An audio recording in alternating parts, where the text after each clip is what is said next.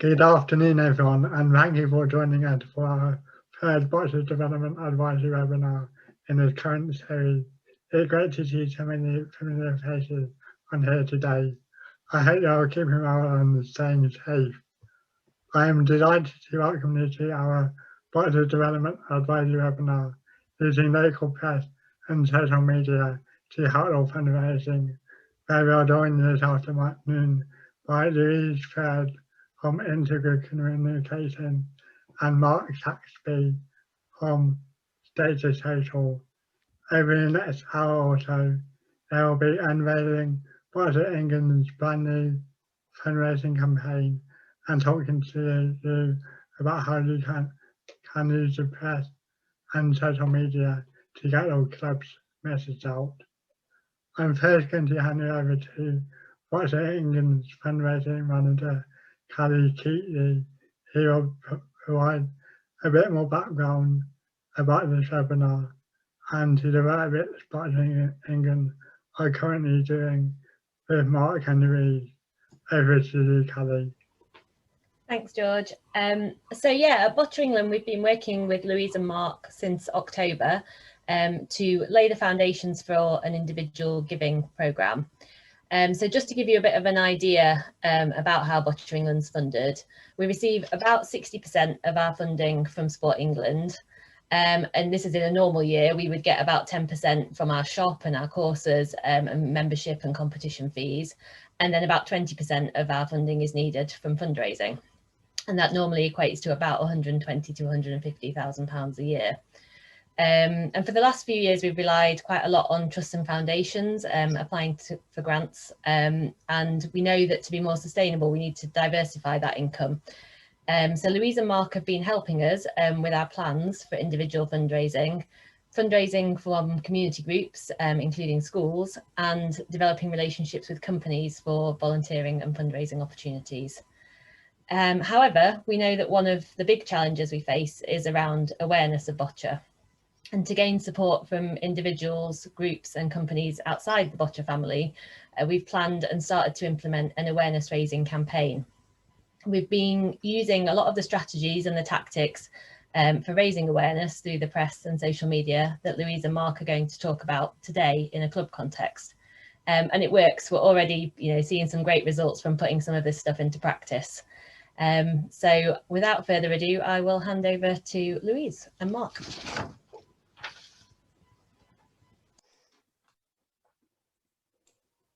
You muted, Louise.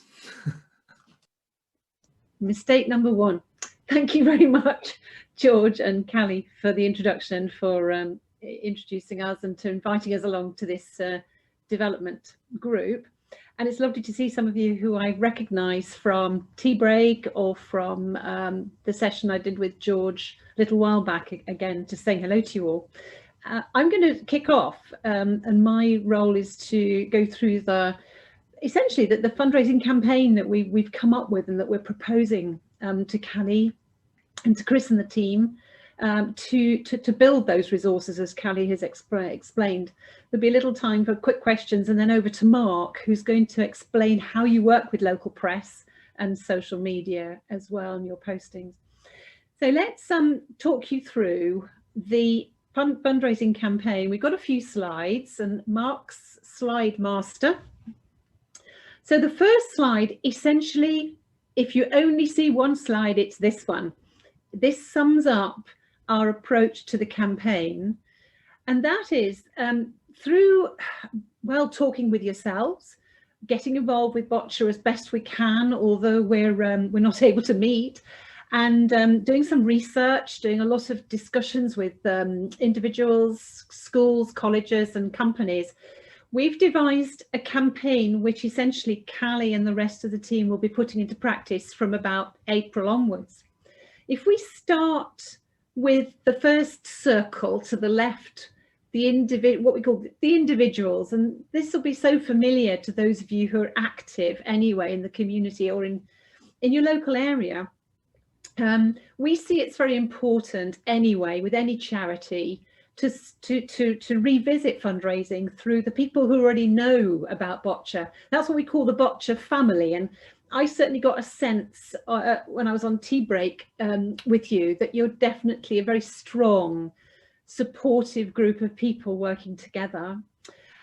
We also identified those who have families who have disabled children or relatives who would be very much open to finding out a bit more about Boccia if they don't already know, and doing some fundraising. And when our research revealed, and it's quite common across the whole charitable sector, but particularly when it comes to disability, to children, to young adults, that women over the age of 45 are probably 3 times more likely to give to charities that are addressing those needs. So the individual fundraising campaign still involves the regular ideas for sponsorship that I think you're probably all familiar with on the website. They won't disappear. We're not throwing anything away. We're looking to build on what you currently do. Within the next circle, I will go to the overlaps in a minute. The next circle we looked at is what we've termed community. But for the purposes of this campaign, we identified that it's actually the education sector. It's the primary schools, the secondary schools, special educational needs schools, the Association of Colleges and other FE colleges who we are going to focus on, because we can't do everything. Community is a big word. So we're focusing, and I've worked with Dan Headley, and I've spoken with the Association of Colleges about what that might look like in terms of them simply proactively being approached by Boccia England to get involved and to become engaged, perhaps to have some specific fundraising days, to encourage individual students to do fundraising as well.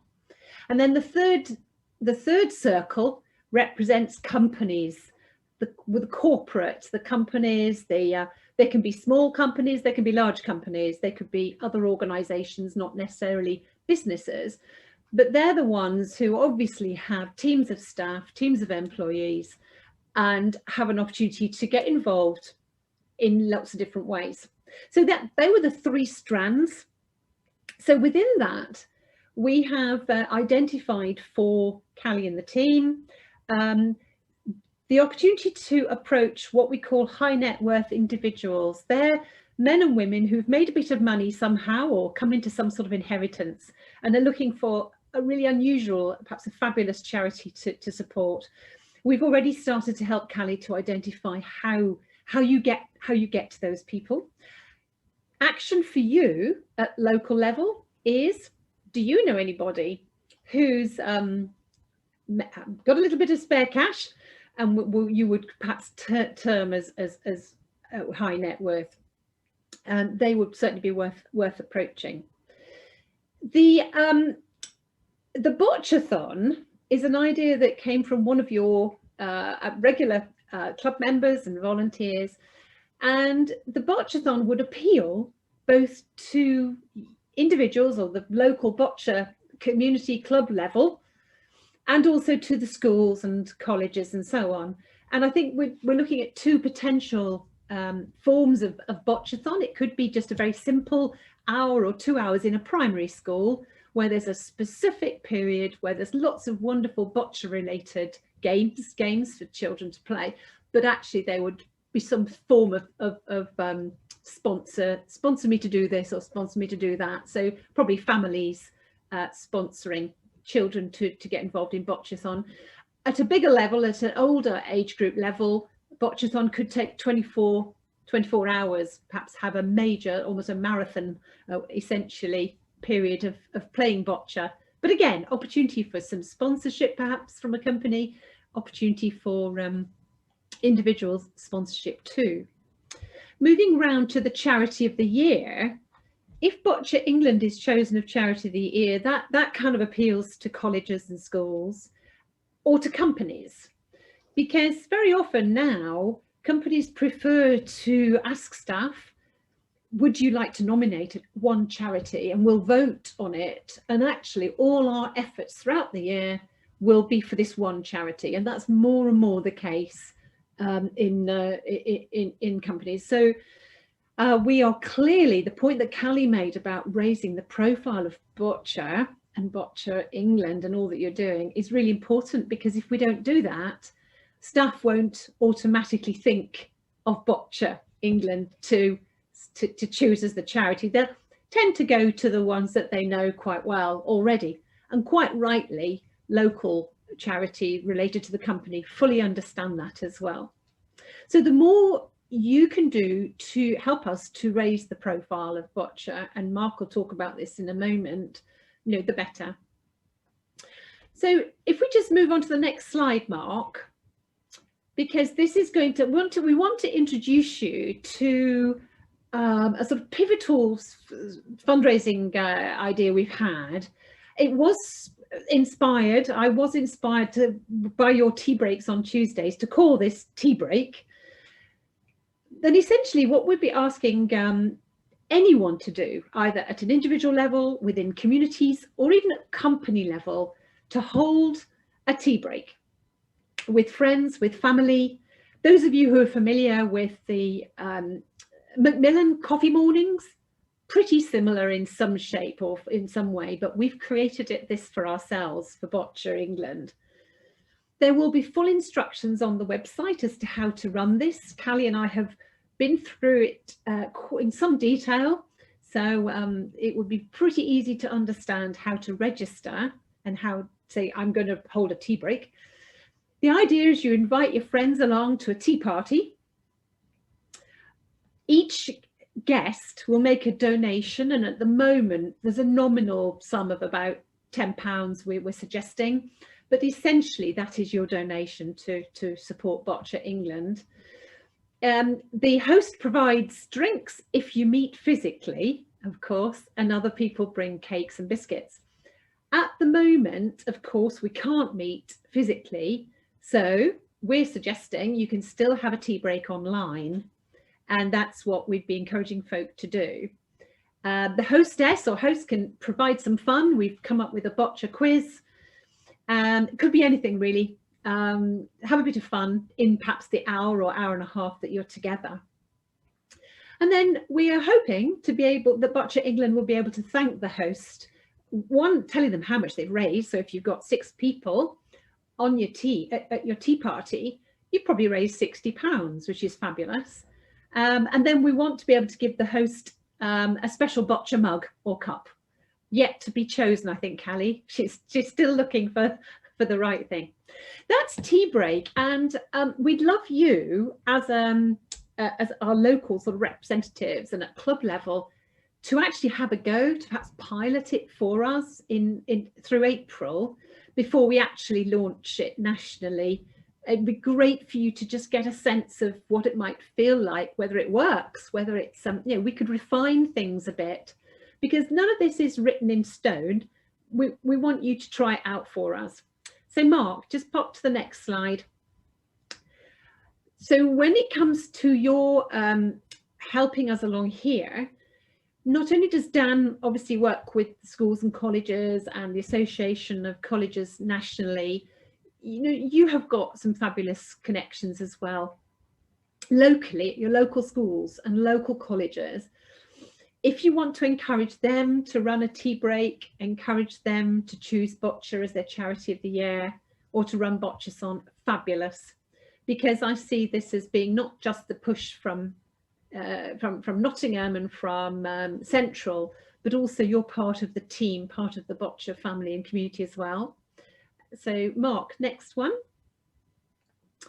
And the companies, again, the beauty of tea break is that it can be used within companies, and at any time staff or they might even encourage maybe some of their suppliers, so companies have lots of different myriad ways that they can use this, but also to get involved as charity of the year.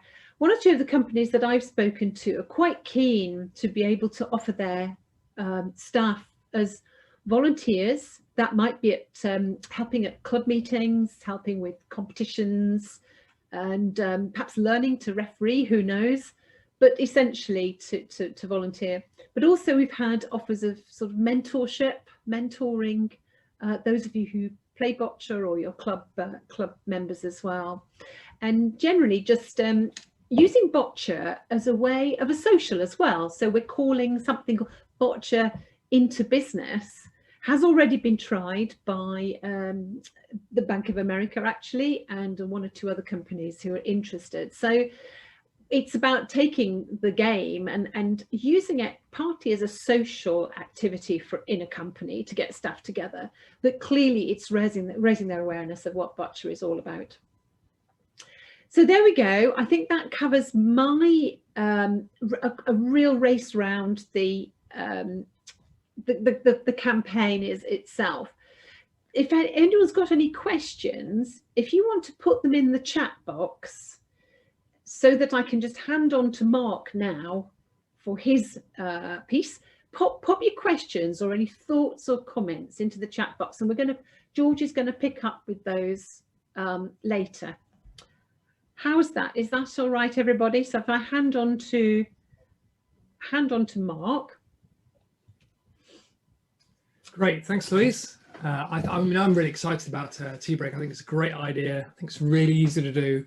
I think it's a good way to get family and friends and others in the community engaged with Boccia England without having to really do a sell to them. I think it's a really good idea. So I'm going to talk about what makes news. So just to give a bit of background, as well as running a social media agency, I used to be a journalist. I was a journalist for 20 years. So I started off in newspapers and magazines, worked in TV for a while, and then my biggest love was radio. Finished off my last 11 years in journalism as a news editor at the BBC, finishing off in Radio Derby. So I'm going to talk a bit about my kind of what I found as a news editor that will hopefully be useful for you guys. So the first thing, I suppose, is what makes news. And one of the things I find as a news editor is I would be sent some things which were clearly not news. It was just somebody trying to sell themselves without really having an understanding of why they were doing it, why they were getting in contact in the first place. So kind of three areas that I think are really good markers, especially when it comes to you reaching out to the press and that's around you. So the first one is that local organizations, local media outlets love local stories. So emphasizing the localness of who you are and why you do it, and you know, where you play, and the localness of who plays, straight away it's gonna prick up their ears. It doesn't necessarily mean they're going to do a story about you, but from a starting point, where local radio, local newspapers want to know is there a real local link here? Because they're always being inundated with loads of national press releases. So having something local is really, really useful. So just before I actually just take a quick step back, you've all hopefully all been sent a media guide as well, which explains a lot of this in a lot more detail. Louise has put some great tips into that as well for you to read later. So that's the first thing. Is it a local story? So have I got something local that maybe appeal? And sometimes you can get away with slightly weaker stories if they're local, but I still think there's another few steps to make it, to get yourself more publicity. So second what you can do is think about what's topical. So what are people talking about at the moment? So of course, one of the big conversations at the moment is of course the pandemic. That seems to be the topic on everyone's minds at the moment. And what else is there to talk about? So therefore then think about it from a topical point of view. Why is boccia relevant to the pandemic? Well, first of all, boccia you can do it indoors. You can use it to help your mental health. You can do it to stay active. So straight away, there's a kind of an angle there. So that's the topical nature of boccia at the moment. And there'll be other things like the Paralympics. When the Paralympics, if it happens this summer, you've got an opportunity as a member of a local club to say to your local press, this is what we do. This is what we do at a local level. Do you want to come and interview us, or do you want to come and see us play? So again, it's just thinking what's going on in the news. One of the things you can look out for is what's called newsjacking, and this is where there'll be something maybe in the news about a particular subject, and you think, oh, that relates very well to boccia, or you just give your local journalist a call and just say, I've seen the story. Would you be interested in talking to me about it? probably would say stay clear of controversial issues, because I believe that's the professionals. But I think in terms of those kind of good news stories, or stories where you can say what a positive impact you're making to society and to the community, journalists love that sort of thing. Journalists at the moment, unfortunately, they very rarely leave the office, because they've been most teams have been slimmed down so much that they're desperate to get good stories. So when you approach them with something interesting, for them it can be like getting a bird's cream cake, for those who know birds. The other third thing that I would say what makes news, and this is where I think it's probably the most important element, is human interest. So people used to call me up when I was a journalist, and they used to say, I've got this story, it's about, I don't know, this company is doing this, and I'd say, yes, but where are the people? What's the people angle? You know, I'm only interested if you've got, you know, what's the story of the people? Why are you moving? And is there a purpose behind it? Is it because, you know, you love the new area you're going to be moving to, or is it because you've been forced out of somewhere by a mean landlord, or whatever it might be? What's the people angle behind the story? And the great thing about Boccia is you've got so many people stories, because so many lives are being changed by Boccia. That's the best stories to tell. So if you go to a journalist and you say, this is how Boccia has changed George's life. George used to be shy and retiring, and now he's energetic, and he plays Boccia every week, and he's got 14 girlfriends and all this sort of stuff, whatever it might be. You know, those don't say the 14 girlfriends, but the stories about how you guys are changing the lives, and your own lives are being changed. So journalists love those sort of stories. They love those sort of stories. And if you can hook a human interest story to a topical story, even better. Or a human interest story to a local angle, again, even better. You get all three, wow, it's fabulous. So think about what are the stories, and this often, I think, finding human interest stories, they're all around us all the time. We all come into contact with human interest stories every single day. Where we often miss is we don't realize that actually they're stories that would be interesting to the local press. And this is what we almost need to put on our human, you know, I suppose our news goggles, is when somebody says to us, oh, was it, well, you know, when one of your members in your local club says, oh yeah, I don't know, I've been asked to go and try out for England, or whatever it might be, that you think, great, that's a story. Don't just celebrate with them. Say, actually, let's get you in the paper. Let's try and raise the profile, because all this profile raising is really important when it comes to then doing the tea break. Because what you want people to do is to keep on seeing Boccia England everywhere they go on a regular basis. And so that when it comes to then you putting out stuff on social media or talking about tea break in the local press, people are more likely to know about it, and know about Boccia England, are more likely to take part, because they keep on seeing Boccia England everywhere they go. So going to the local press and saying, right, we're launching a tea break, this new plan, and the story is going to be the impact it has on lives, not on the tea break. The tea break on its own is not as interesting to a local journalist as when we do this is what the result will be. So the human interest story behind it. So that's what I would say in the what makes news. So how do you actually get news coverage? And I would say the first one, and for me the most important thing, is through relationships, building relationships. So in your local newspaper, in your local radio station, there'll be somebody there who is the best person to talk to about Boccia. And they may be somebody who's already come into contact with you. It may be somebody who's a disabled sports advocate. It may be somebody who actually really just loves getting to know lots of different people. The trick is to listen to the radio and listen to what reporters do certain stories, and just look for little signs that they might be somebody worth contacting. Or when you read in the local newspaper, see who reports on good human interest stories.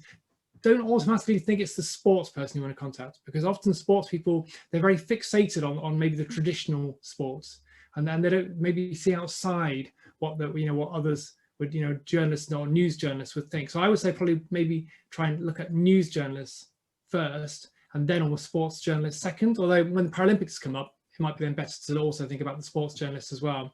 But generally, I would say it's worth thinking, okay, right, this person, Bob, he's always writing about things that I think he shows that he might be interested in Boccia. So you give him a call, and you say to him, I'm from the local Boccia club rather. I'd love to ask you what makes a good story for you. and get his opinion, because what he will feel like, wow, these people are calling me up and they're genuinely interested in what I need, rather than ringing up and saying something that what they need. So if you can have that conversation, or do it through email if you need to, as long as there's some sort of level of communication where you say, I'd love to get some good stories for you. I'm from the local Boccia club. What sort of stories would interest you? And he will come back and he'll say human interest stories. You know the answer because I've already told you. But the fact is you want him to say it to you. And then of course what that means then is when you've got a story, you send it to Bob, and Bob you've already built a relationship with him, and he's so much more likely to use it than if it comes cold, because it will stand out. You know, as a news editor, I used to receive about 100 emails every single day and that was on a slow news day. So you've got to make your content stand out. And again, if you want to get in local press, phoning up is going to get you much better results than dropping an email, because as I say, there are so many emails that come through. Second point about how to get news coverage is being clear. Is clear as to what your story is. What is your top line? One of the things that we often say to our social media managers and our team is that they'll write a line for social media, and the rules are the same across PR as they are on social media, and they'll use words that they would never use in real life. They'll go all technical, or they'll use things, you know, they'll use they'll use a word like appliance. Nobody uses appliance in real life. So I always say, how would you say it if you were in the pub? How would you say it if you were chatting on the sofa to your friend? And then think about, and what would your top line be? You know, if you were going to talk about, you know, a great thing that happened, say for instance, one of your team members have been, you know, chosen to do a tryout for England. Of course, your top line would be, the first thing you say to somebody is, oh, have you heard? Bob in our teams, he's been asked to try out for England. That's the line you're going to put at the top of your press release. That's the line you're going to use when you talk to the journalist. Being nice and clear about what the potential story is that's going to be of interest to them, so that straight away they can see there's something in there for them. That in some ways is the key element. If you can get that top line across, the rest of the release doesn't matter as much, because they'll often just chase you up with a phone call or email anyway. So if you can get that top line right, that's really important. So think, what is the story? What is the real story here? Don't bury it towards the bottom. Don't put loads of explanation about what Boccia is at the top. Go into the story and then explain what Boccia is further on down. So that's how I think the key things about how to get news coverage. And I think there is a desperate need for good news, and I think journalists like good news. There's definitely some real opportunities there, I would say. Okay, so that's PR and getting in the press. So I'm going to talk about now 10 top tips for posting on social media. And again, there's some more detail of this in the media guide, but I'm just going to go through them all and hopefully challenge you into thinking a bit more about when you do post on social media. So number one, very much again related to what we just talked about with getting into the press, and that's consider your audience.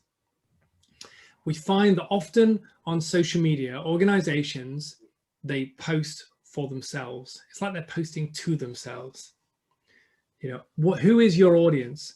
Many years ago, I got an interview with BBC 5 Live, and the interview comprised of a 10 minutes where the guy said to me, "You've got 10 minutes. That's all I've got. 10 minutes. Just have a chat with you. What do you think of 5 Live?" And I said, "It's rubbish." I said, "It's made by journalists for journalists." And he said, "I agree. When do you want to start?" That was my entire interview. Now, this is the point. He had a team of journalists who were in their 30s and 20s producing content for the 5 Live audience, but yet their target audience was 35, 40 plus. But they were doing the content that was fit for themselves. And often with our Facebook pages, what we do is we produce content that's for us.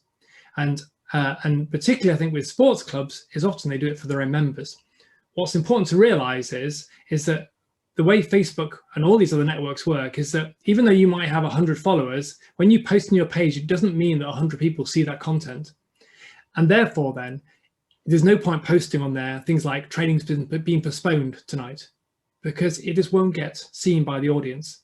And actually, when it comes to fundraising and raising the profile of Boccia, you need to be more focused on the community, the wider community, telling your stories, again, like we talked about with PR, telling your stories, being authentic, and thinking, what will my audience want to see?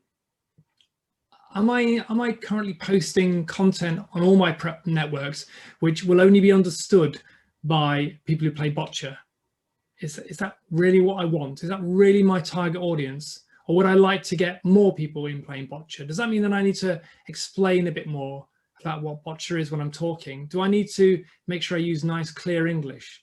Have I got strong top lines? Again, am I really using the language that my audience would want to read? Second one, ask yourself why. So ask yourself, why am I posting this content, and what is my objective? What's my objective for this particular post? Do I want to get likes on it? Do I want to get comments on it? Or maybe I want people to click through to a website, or maybe I want them to donate. It's really important to make sure that every post only has one objective, because if you have more than one objective, then it confuses the reader and they're likely to do nothing. So if you can ask a question, ask one question, don't ask lots of questions, and then repeat the question at the end of the post as well. And also it's worth remembering as well that the networks, the social networks, don't really like clicks to external websites. So use them in limited amounts. They're much more likely to like, for instance, videos that you post natively onto these platforms than they are a link to YouTube, because they just perform better when they're not on YouTube and they're actually posted directly onto Facebook or Instagram or Twitter. Or in fact, you can't even do links from Instagram. Number three is ask yourself, really? And this is where I think often we fall down, and I would put myself in this sometimes. It's that element where we rush a post onto social media because we think we feel like we ought to put one on. But what I'm saying is we need to be honest. Look at the post after you've written it and think, will it really achieve what I want it to achieve? And if you're not sure, then either don't post it at all, or at the very least edit it. It's better to delete a post and not post anything than it is to post something that's not really going to trigger the audience.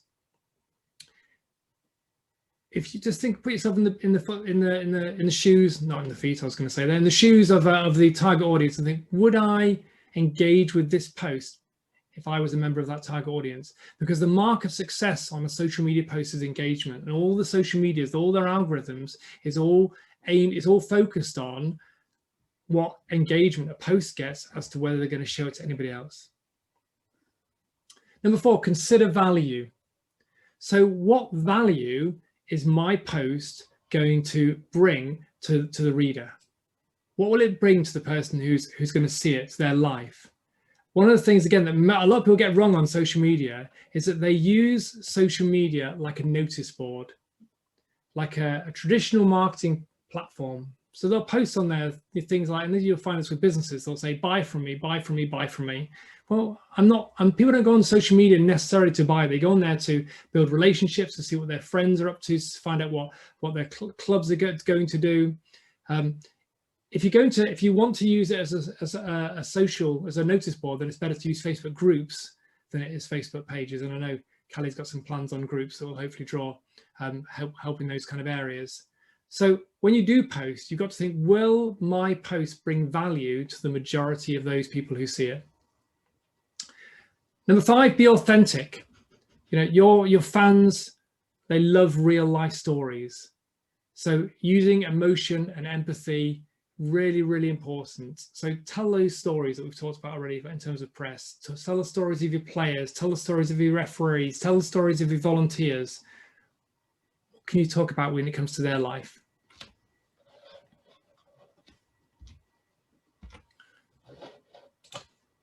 Number six, don't waffle. Don't waffle. Just in terms of on Twitter, the average tweet is seen for just 7 minutes. On Facebook, you're competing with around 1,500 posts on average on the newsfeed every time you post. So it's really important that your post gets noticed, and that comes down to sharp writing. So to keep your top lines short, keep your writing tight. Don't waffle on there, because people haven't got time to read lots of waffle on a post. Think about that top line. Top lines are really, really important. I wrote a line about me failing my A-levels, and my top line was, I sat on the curbside and cried. Do you know what? You got loads and loads of engagement because you just wanted to read more and find out why I was sitting on the curbside and crying. You know, so what is that top line? Can you say a top line in 8 or 9 words at maximum? That's going to help your social media post get seen by more people. Number 7, quality over quantity. Goes a bit back to what I said before about asking yourself, really, don't post weak content because you feel you should do. Post less, but post well.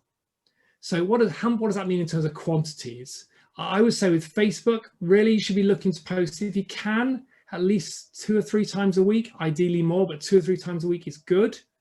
But again, I'd rather you post once a week with really good quality than post 3 times a week and only one of those posts is good quality.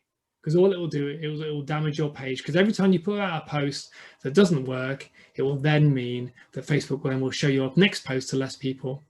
With Twitter, you know, if the tweets are being seen once every only 7 minutes, how often should you post on Twitter? Well, do you know what? Good posts generate still loads of engagement. So we used to post, because some social media experts reckon you should post 42 times a day. So once every half an hour of waking life. So we started posting 40 times a day as Status Social. But we found that the engagement levels was really going down. So we decided to go down to 4 posts a day, but make sure they were really high quality posts that got engagement. And what we found is that even though we're posting only 4 times a day, we're getting proportionally a massive amount more engagement on our posts when we're doing 40 times. In fact, actually, compared to the effort we're making, we're getting much more exposure. Instagram, again, Instagram's about good photos. If you've not got good photos, don't post. It's just not worth it. Try and think about how you can gather some good, strong content photos. And obviously, I know at the moment it's difficult, but when you get out there, when you start playing again, get some good photos. They can be mobile phone quality photos are the best ones that work well on Instagram. Don't need to worry about getting really good professional ones done. Number 8, be creative. A bad photo is worse than no photo at all. Think about what's going to grab the attention of your audience when they see the post in your newsfeed, and a bad photo will just kill it. Think about video. Think about boomerangs. Think about there's so many things out there. There's time-lapse free apps you can get on your phone. There's a great app called Prisma, which is spelled P-R-I-S-M-A, Prisma, and it turns your photos into works of art. It's fabulous for turning a weak photo into something stronger. But it's all about being creative. Think, okay, right, I've got this post here. What can I do with it? You don't need to post a photo with every single post you do. Think about whether it's going to really work. Is it going to grab their attention? Number 9, be social. This is, again, really, really, really important. When you post on social media, you're ultimately starting a conversation with somebody. So imagine if you start a conversation with someone, you said, "Oh, so what do you think? What do you think you should have on your pancakes?" And I say, "Oh, I think you should have melted chocolate and maple syrup. That's what I had last night." And then I'm waiting. Well, and I'm waiting for you to give me an answer about to respond. But you've ignored me. You've gone for something more interesting.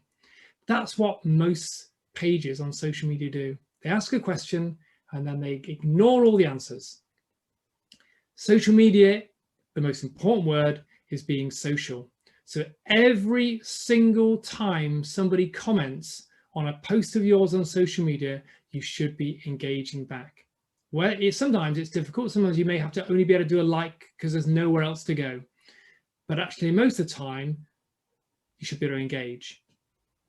Thinking about how you do it. So I remember a great example was American Airlines, and they post their site was no, it wasn't American Airlines, it was Boeing, and it was all about obviously airplanes. Now, because you don't say it was on Facebook, not really going to sell an airplane on Facebook, but somebody posted on their page, you should get a bus. And you think, well, okay, it's kind of one of those comments that normally as a page you might ignore. But Boeing responded and they said, hope you're having a great day, bud. And I just love that because it shows that social element. And what that does, again, it triggers the algorithm because then Facebook thinks there is a true social page going on here, and therefore then they'll show it to more people. And it works the same with Twitter, and it works the same with Instagram, and the same with LinkedIn as well. So every single thing, every single review on your club page, make sure you engage with them. Go back to the old ones and make sure and engage with those ones. It's not too late because people will look at them, and they'll see where if you engage back, they'll think, wow, what a lovely club. They really are engaging with people. And then finally, and probably definitely not the least, maybe in some ways the most important, is measure, measure, measure. How do you know whether you're doing any good unless you're looking at the analytics? And all of the social media networks have analytics. On Facebook, they're called insights. They appear on the left-hand side of your page. In Twitter, they're called analytics, and they appear also in your left-hand menu. And on Instagram as well, you can see them only if you have a business account, but again, they appear right underneath your title. So check out the analytics. Look at what posts have worked and which posts haven't worked. And if posts don't work, then don't do them again.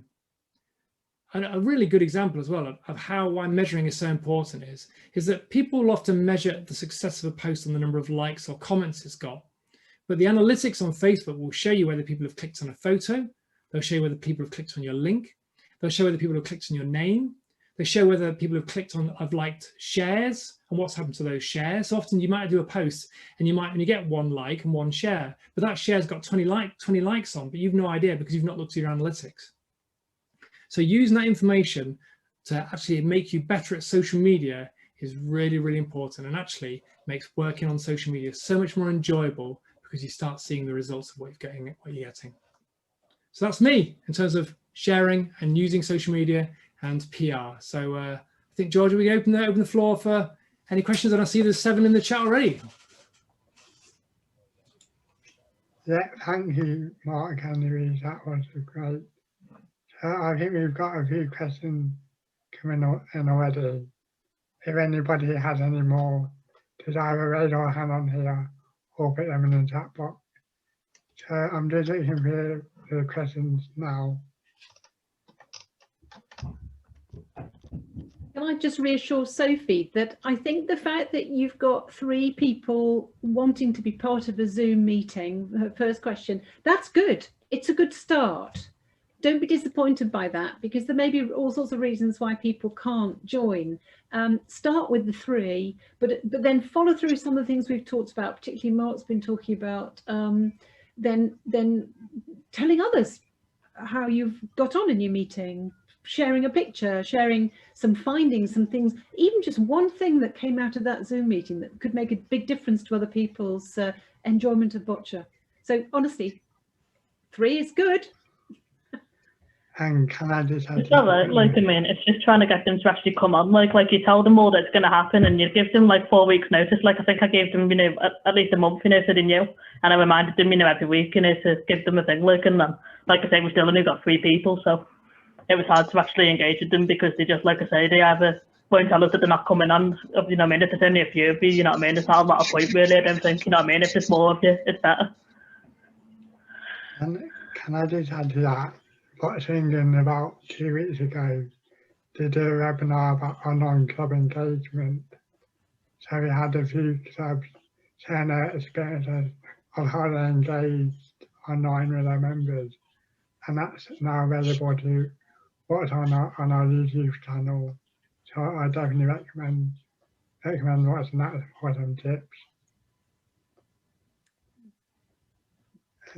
Do you want me to pick up the question? There's a question from Georgina about fundraising for clubs versus fundraising for Boccia England. And yeah, the question about, is there a way to collaborate and split the money raised? So certainly that is definitely something we can have a chat about. With the tea break itself, that is a Boccia England fundraising initiative that we've worked up, and we would like to use that to raise funds for Boccia England, and hopefully you guys will appreciate that a lot of that funding then does come back to you through different different services and things like that. But there's nothing to say that at your tea break you couldn't have a collection tin for your club on the table, but you could also, we could work together on sponsored events and different things where certainly we could split the money 50-50 or some other way. So yeah, definitely just get in touch with me if you've got an idea and we'll have a chat about it. Shall I answer Sophie's one then? Obviously about the, you said there, Sophie, about how do you get some more ideas for social media more interesting? Feels like something missing. So I mean, I think obviously I've already mentioned a little bit about telling stories, and I think there is I think what we tend to do in social media is we don't tend to tell many long form stories, but I find long form stories work really well. When I say long form, I mean, you know, not just saying a few words, but kind of telling, you know, I think the maximum amount of characters you can use in the Facebook post is 69,206 or something like that. It's a lot of characters, but we tend to do quite short posts on Facebook. And I think there's opportunities for us to tell longer stories, almost like a short story some way, not too long, obviously, but just kind of, this is the story, this is what happens, and this is what happened next, and this is where it went to, and this is the impact it had. And you'll find that those stories, people will find them quite refreshing because there's not many of them. So sometimes it might work to telling long ones on occasion. I think again, it's all about working out who the target audience is and what resonates with them. And that often comes down to working out who's following your page in the first place. So is it mostly people who are already associated with Boccia, or is it people outside the club? If it's people that just who are in the club already, I would say with them, the aim really would be to try and turn them into advocates of the club. So produce content that they're going to engage with and they're going to enjoy, but it has a wider outlook. So you would maybe mention some success in the club and the impact it has on somebody's life. That person is tagged in or they're mentioned. You let them know that they're in that post. They hopefully will like it and share it. That means it gets seen by their Facebook friends, which means then it gets to a wider audience. And you kind of build from there. If you've already got a wider audience, then obviously you've got more scope. But if it's just an internal, you know, kind of people who are involved in the club already, that's probably where I'd suggest to start. Okay, I mean, we have tried that. We tried, I use Isaac, like I say, because he's probably the youngest member of the club at the minute. I think he's about 14, something like that. We used him to start with because I think his dad says something like he's best in the Northwest or something for Boccia. I think Boccia England had told him that, so we've obviously started using him, but obviously because of the COVID, it's been put on hold for now, just until we get back, because we actually can't get photos across and stuff, and not everyone's got Facebook and, you know, social media. I think it's harder at the moment. I think it's very hard for a sport like Boccia to produce loads of good content. It's been hard for the national Boccia England, isn't it, Callie? Really, there's not, you know, how it's finding out that. I mean, even from a point of view of us as a social media agency, I create 6 Facebook posts a week, and it's a challenge. It's a challenge. It becomes more about me than it does about the company, because there's nothing else to talk about. Yesterday it was all about how me and my wife had a row over how to pronounce the word scone or scone, if you say it wrong. And you know, fortunately, it works well as a post. But what I wouldn't do is I wouldn't kick yourself at this moment about what kind of content, about putting out too much. I would probably maybe just store up some ideas. And I'd also have a think about, the good thing about social media is that you don't, one, it's never old till it's told, which is a good journalism lingo as well. It's not, old stories can still be brought up. You just don't say they're old. You don't say this happened last year. You just tell the story. What was the second thing that I've completely got out of my mind? That you can recycle content. So you don't need to always be creating new content. It's thinking what's relevant to your audience. So I spotted, for instance, on social media the other day that somebody posted a picture of a playlist that Spotify sends you when you cancel your subscription, and it was the words to "If You Leave Me Now" by Chicago, which is probably, you know, before a lot of yours time, but I'm old enough to remember it. And it was such a clever little screen grab, because when you read down the words, you got the words to the Chicago song in all the songs they put in. So I thought that's a great little post for State of Social, because I know our audience are that sort of minded people. They would have Spotify, they would know the song, because it's typically our audience is a little bit older. So therefore then I'll just repurpose that on our page. So I'm trying it tonight. Let's see what happens. If it bombs, it bombs. If you guys can all like our Facebook page and like the post, that'd be a great bonus. So I would just think about, what does your audience like? So you don't need to always talk about Boccia. What else is going on in the world? There'll be other great stories, human interest stories, that you'll see around disabled sports that will be good to tell on your pages. So tell those stories as well. Unashamedly lift them from other organizations. Be careful of copyright, of course, and I would just always say, be very careful about using anybody's photographs without permission. In fact, I'd always ask permission if you can. But you know, in terms of those stories are there to be shared and told again and again. Okay, thank you. And the reason we put together the media guide for you all is for you to have a go. I think some of you are really quite good at your PR anyway. I know, you know, Georgina quite wisely has had an opportunity to work with collaborators in the chat. She's talking about how she worked with Access Sport and Dogs for Good, who had some great national PR contacts prepared to work together. Those contacts would have been delighted by the fact there was somebody coming with a great story, and as a result she got coverage. So the guide is put together deliberately, assuming you're perhaps starting out, perhaps don't have the resources. You know, a volunteer, if you could do your press work, would be fabulous to find somebody locally who says, I'll do it, I'll take responsibility for perhaps putting a press release together or finding some news, maybe once a month, actual news release or story.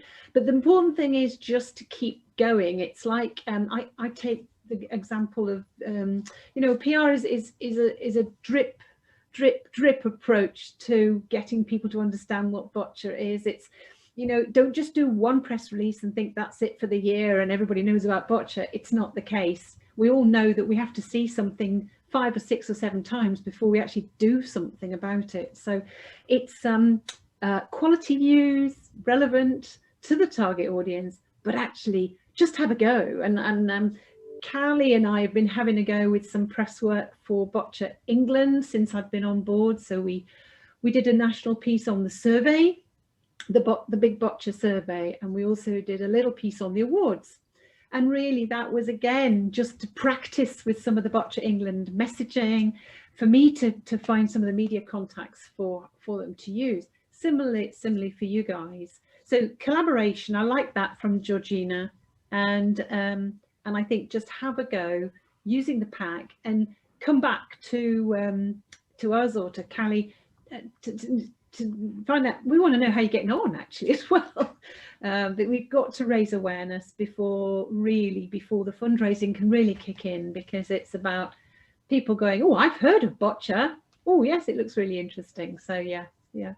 Any other questions there? We've got one on Rachel. Yeah. Do you have any tips for promoting a specific event?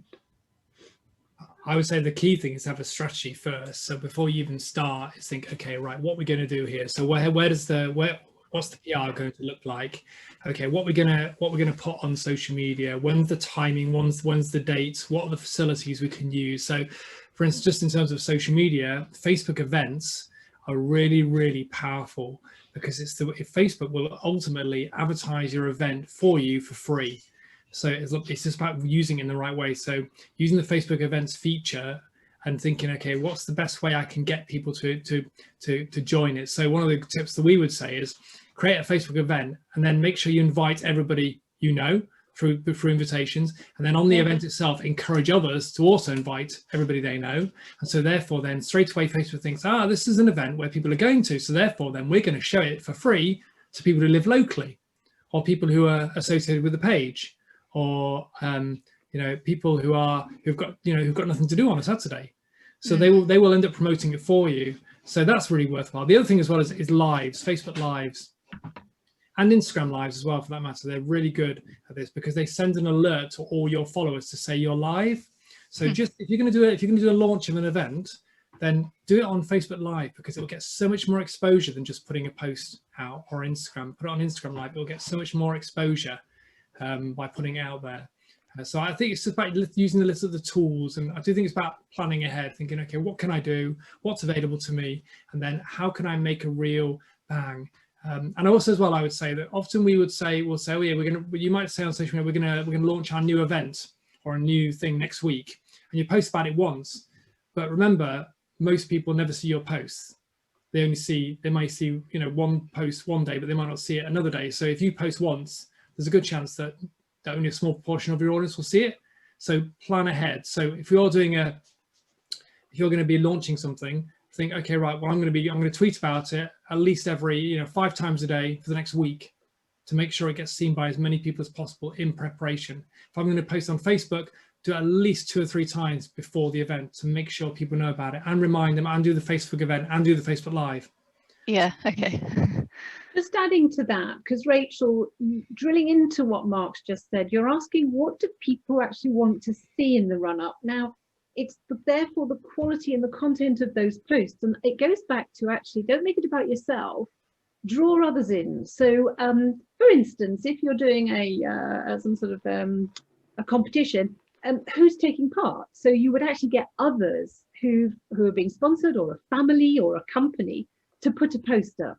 So Mark's talking about putting together the plan, and within that plan, you then pick 2 or 3 people whose own stories keep the momentum going of the interest. And it's what we call colour. So when you're doing a presentation or speech, you always add something that's going to bring people's attention back.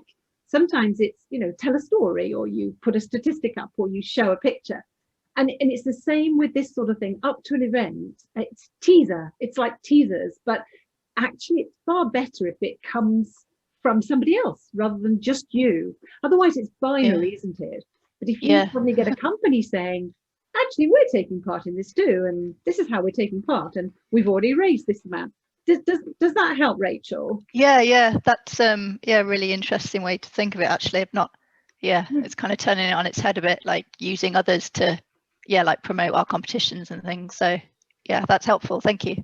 I mean, actually, good editorial, good media coverage is good because it's somebody else saying you're wonderful. So the purpose of getting PR and working with people like Mark when he was at the radio station is he was somebody different from yourself, saying, look at us, we're wonderful.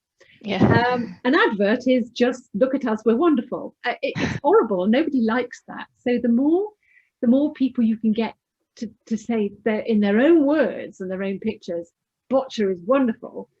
Do you know, that's what we're all about. And it's just a bit of planning. And honestly, Rachel, if you into spider diagrams or throwing post-it notes at the wall, which I do, that's how you plan. You don't have to write it down. You can just throw and go, right, our event's coming up in 4 weeks' time. These are the 3 people I'm going to contact. These are the kind of comments I'd like them to make. Here's a picture, it'd be great. And just see if it works. Yeah. Like a tapestry, sort of pull it all together and have some fun. I mean, actually, Mark and I quite enjoy what we do. We have some fun with because actually you begin to see results, and that really gives you confidence to keep going. Yeah. Okay, thanks. Yeah, well, thank you for the questions. They were really good. George. We got one last one from Anna. Oh, right. Do you have any tips for recruiting new players and volunteers once we can start playing games? I would say that the key reason why people will want to join you is because they can see the value to their life. So therefore, whether that's fun or challenge or community or relationships. So again, those stories of what it's like to really be playing Boccia, what the difference it makes, that's going to open the doors into new players and volunteers.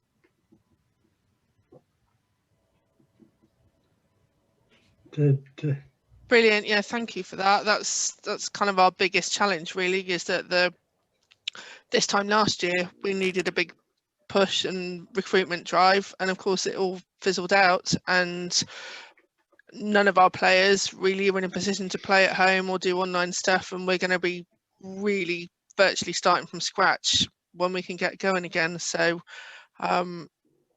yeah, we'll have to try and find those personal stories from our existing our last lot of players. Remember as well, Anna, you don't necessarily just need to use their stories, because you guys are all from different clubs, or many of you from different clubs, and obviously there's Callie as well getting this up centrally, is that you don't need to share stories about you, people playing for you. It's just people playing Boccia, and they could come from all over the world, to be honest. Yeah, we've started on our website, and I don't know if you've seen on our stories page. In fact, we did a Cotswolds Crusader story. Yes, So if you have a look on there are examples, and feel free to use those in your media as well. Yes. And we're trying to gather more, so hopefully more will appear on there as we go along. Yeah, Anna, if you tried the Boccia app on, I think it's Google Play. If you type in Boccia, so it comes up, and even though it's not quite the same, it's the same rules and whatever. But basically, people can play that, and it's like playing Boccia at home, but it's not quite the same. Oh, what's it called? Sorry. It's just called Boccia, literally. So you download the app, you play it. You have to also use certain things on the app to control it, and you control how fast the ball moves, and that kind of thing. It's not quite the same, but if they're still wanting to play at home, that's another idea. Yeah, I'll have a look at that. But even our most committed players couldn't really stomach the last round of Rainbow Cup doing it from home. It's like, oh no, let's just wait till we're back in a sports hall. So No, it can be difficult, like, but like I say, if you want to just feel like you're playing at home, even though it's not quite the same, it's just a good way to play. I've played against Joel Murphy. I think Roy probably knows him. Like, I beat him about 12 times. Great, thanks. I'll have a look. Did anybody else have any final questions before we wrap up?